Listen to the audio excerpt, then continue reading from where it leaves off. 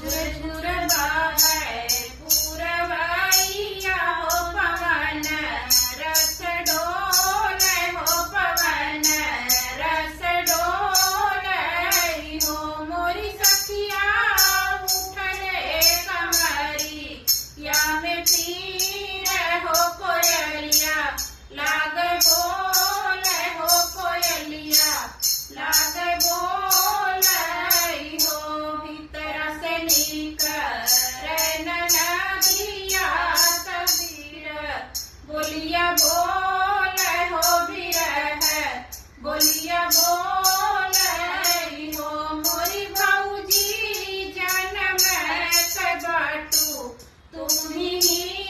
न हो ललन नाही पाई बुहो बलक नाही पाई बून हो यतनि बचन सुन रानी हो पंडित से राज कर हो मोरी पंडित खोली दे